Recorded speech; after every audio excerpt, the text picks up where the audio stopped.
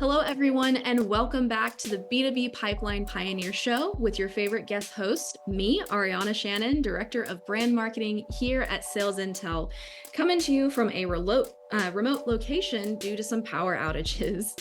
So we're so thankful to have everyone here with us. This show is dedicated to helping you and teams build winning pipelines because at SalesIntel, we believe that pipeline is a team sport. It's not just up to marketing, sales, partnerships, community, product.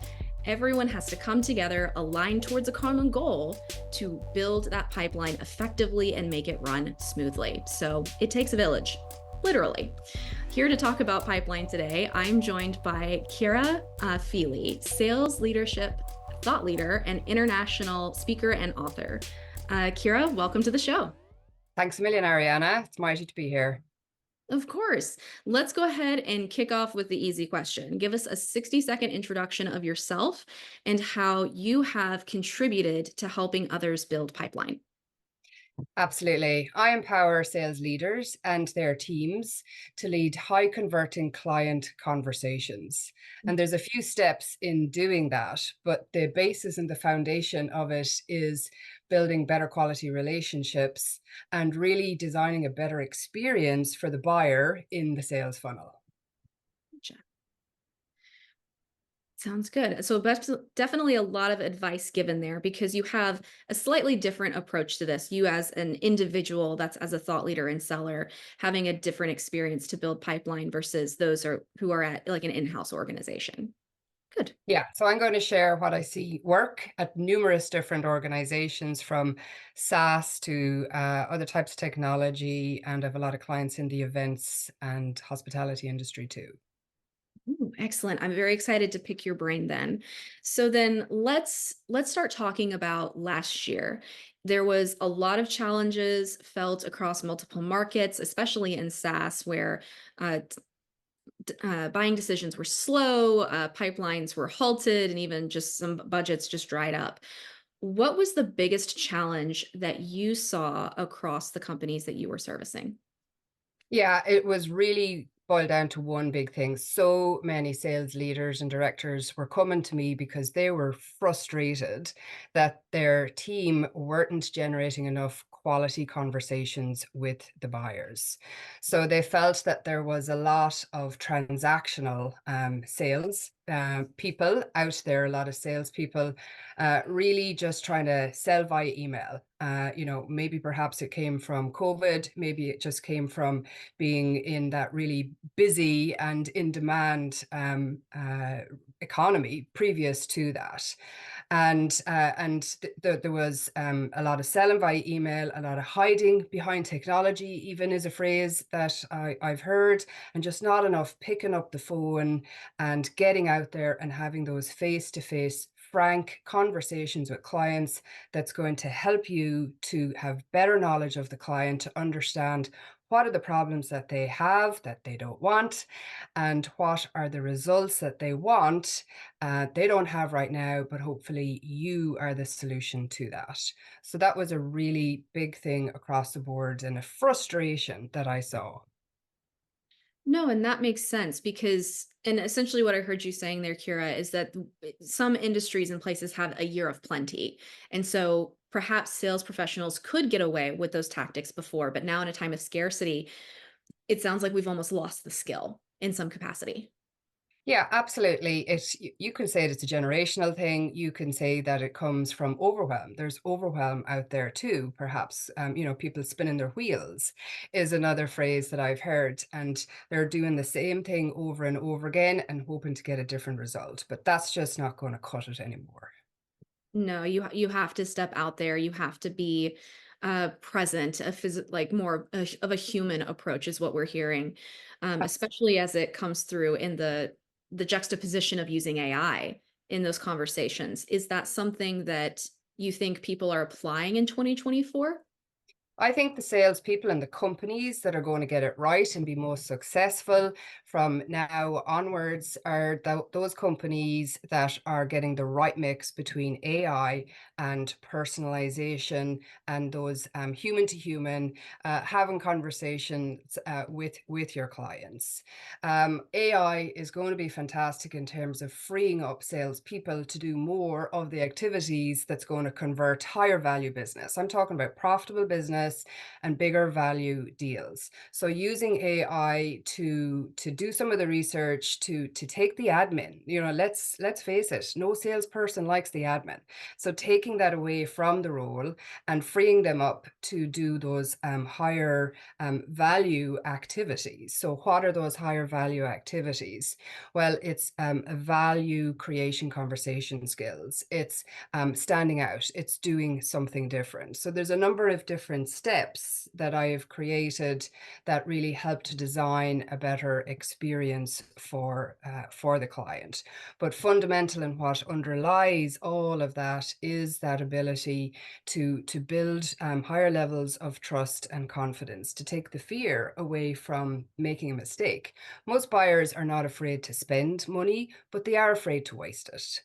Mm, And what's really, really important in these conversation skills and in identifying the right people to have the conversations with, which is what so much of your business does and your product does, is then being able to lead that conversation and ensuring that the client walks away from that conversation as your advocate, as your champion, as a raving fan, because that conversation needs to be skilled and strong enough that your contact is going into their internal meeting that you will never be invited to, and that they are able to passionately speak about your business as the solution or as a way to fix a problem that they have. mhm. No, absolutely. What what other things are you seeing as experiments in 2024? What are things that people are applying in their go-to-market strategies right now? As experiments, I would say it's going back to basics. So many people are coming to me and they're saying, Kira, what's going to give me the edge? What's the technology? What's the this? What's the that? And a lot of it is ensuring that your team have these skills to really be able to build better relationships and get better quality intel.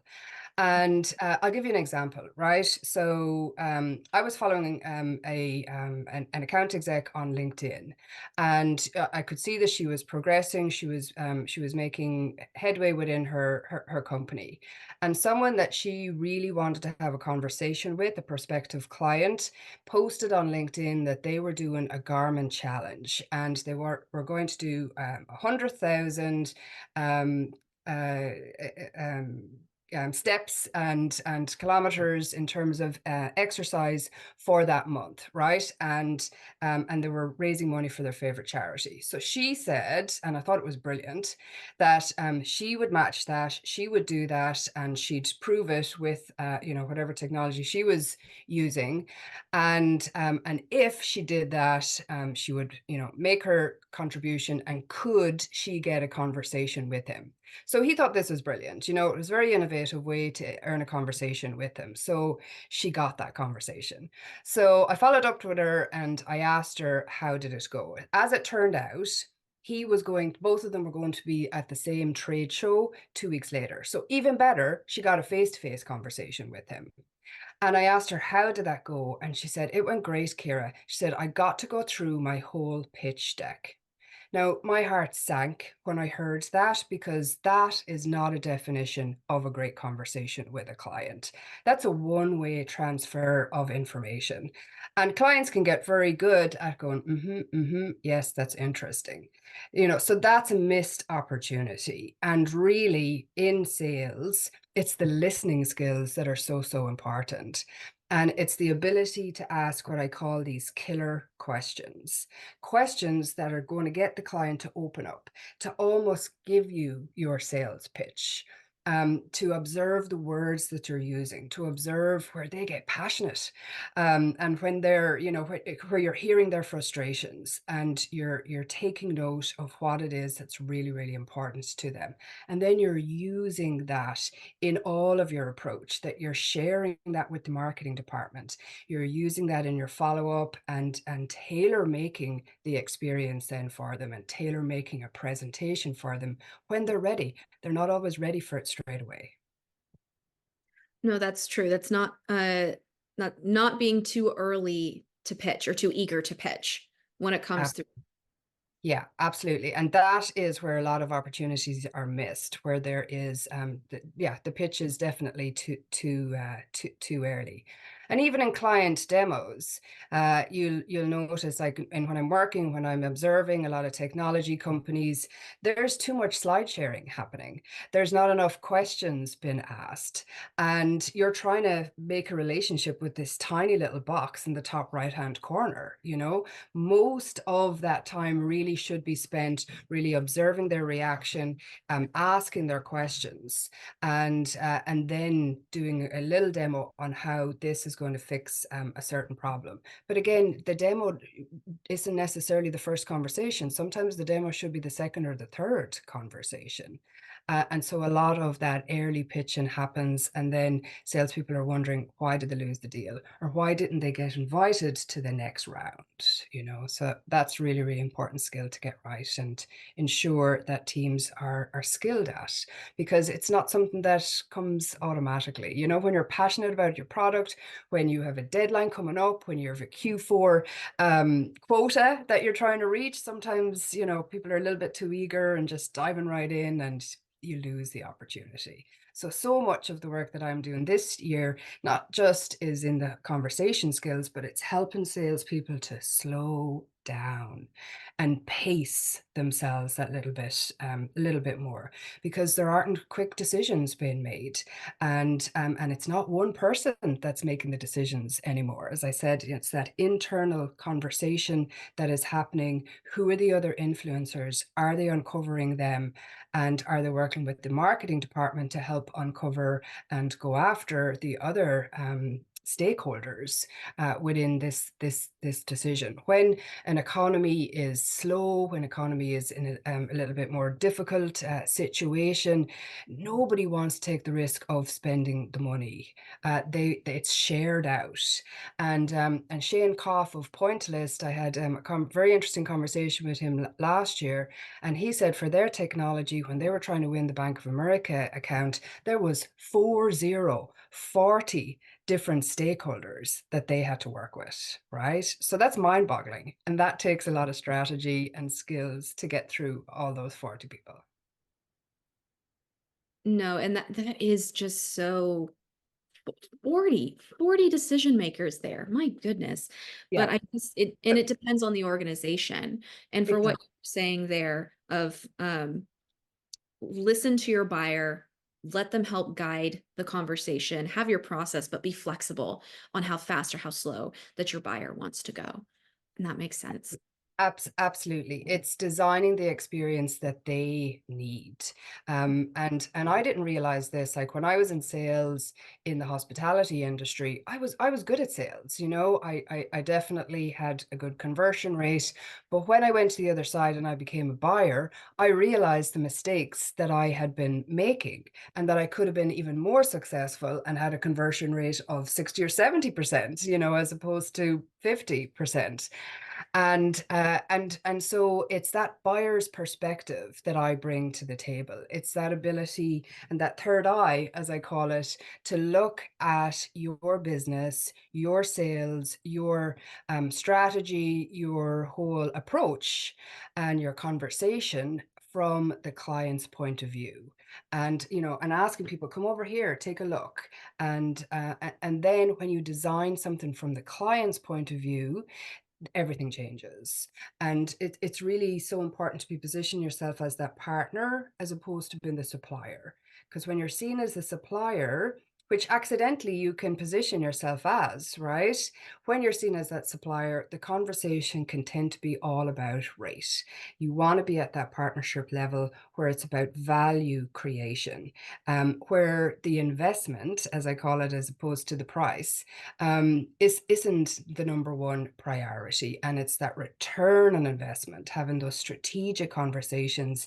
That's what's going to get the bigger value deals over the line. No, absolutely. And speaking of investments, this is where we're going to change gears a little bit, Kira. We are now going to talk about what channels businesses could be investing in or that you would recommend investing in this year to help drive more of that pipeline. So, are you ready for the pennies exercise? I sure am. Let's go for it. All right, Kira. So we have multiple different go to market channels. And again, our focus here is to try to build as much pipeline as possible, but we only have 100 pennies to do so. You can spend your 100 pennies in 10-cent increments. So now I have to ask you, Kira, where are you spending your pennies?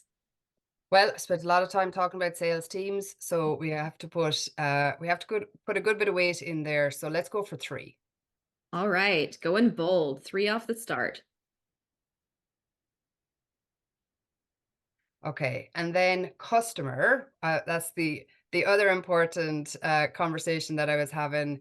And let's weight that. I'm going to split the customer actually between customer and community. So if we put two into customer and one into community. All right. So it's building that right community. I do a lot of work in that area to help find the right customers. And customers been a key opportunity for you to find more great people like them. So events face to face, very, very powerful. We know how much we missed that over the last number of years. And so events I would put two into.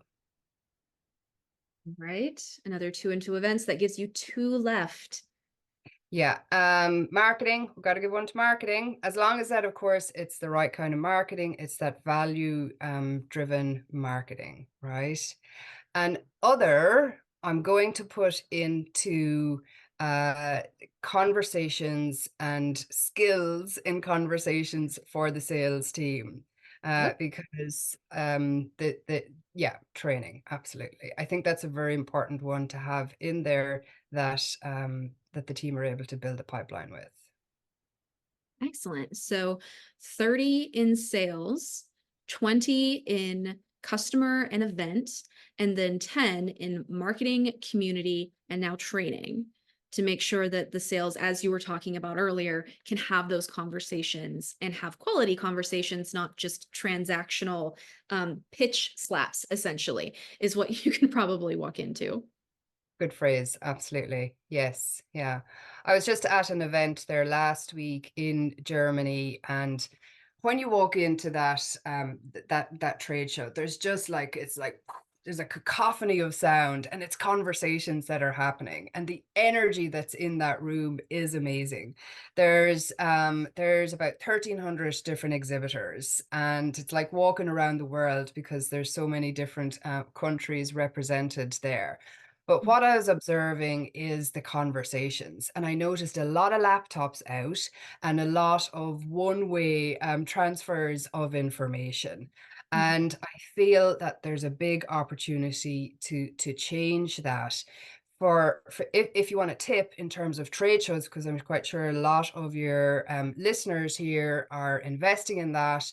A great outcome to focus your team on is to walk away with second conversations from a trade show. So the trade show is used as that opportunity to find the right quality stakeholders, customers, influencers, and then walking away, getting a calendar invite to have that second conversation where perhaps it is more of an opportune time then to talk more about your business, to do a little bit of pitching, whatever. But it's to, sometimes in a trade show, you've 5 minutes, you've 10 minutes, you might have 15, 20 minutes, depending on the setup type. So walking away with a second conversation is golden. No, I love that especially. It's a really, really good tip for all of our listeners out there, focusing on conversations, not booth scans. All right. Yeah. So now let's take your bets, your investments, Kira, and then pair those against our industry responses. All right, Kira. So here are our industry benchmarks from the surveys that responses that we had received. This is the aggregate of where organizations were spending their pennies. That's in our blue. If I give this an update, you'll see your responses in orange. When you first look at this, what immediately comes to your mind? Yeah, it's interesting to see what the others are also, right? Customer led, I am so surprised. I really am. I think that there's a big difference there. Event led, it could be interesting to see, how long has this been going for, and our events back in 2024, like a lot of the customers that I'm working with, events are off the scale that everybody wants to get back and face to face. So that's interesting to see that it might depend on the timeline that has been there for. Sales led, fabulous to see that, right? No, and it's good to have just an understanding of where people are investing because to your point earlier when you had all these people coming to you and saying, "What's the brand new thing? What's the sizzle? What's the tool? What's the trick that I can use?" And it's just coming back to basics, understanding where you're putting your investments, and then making sure that your team has the training necessary to have the conversations to win more hearts and minds and ultimately build that pipeline. Absolutely. And with customer led there, if we can talk about that for a moment. Um, your customers, more than likely, your customers know your next best great customer. And a lot of the time companies aren't necessarily focused on getting a referral and asking for those. So if you know you've great customers, you know you've great product and they're happy with it, put in place a strategy where you can ask them, who else would you recommend? Who else would love to get the results that we are getting? And customers, as you know, it's the best source of repeat business. It's the cheapest way to get more business. And a lot of companies, I'm seeing that this year, is that they're not necessarily focused on new business, new business, new business. It's increasing the value of their existing customers. And rather than having one or two contacts in a company, it's spreading that out. Is there 10 contacts at this company? A lot of the time there is, and they just haven't uncovered them yet. So that's interesting to see that and maybe how that'll change as 2024 progresses. No, absolutely. And we look forward to seeing where your bets pan out this year, Kira. Thank you so much for being on the show with me today. And thank you for taking the time to share your expertise and perspective. It's been mighty. Thanks a million, Ariana. Appreciate the conversation.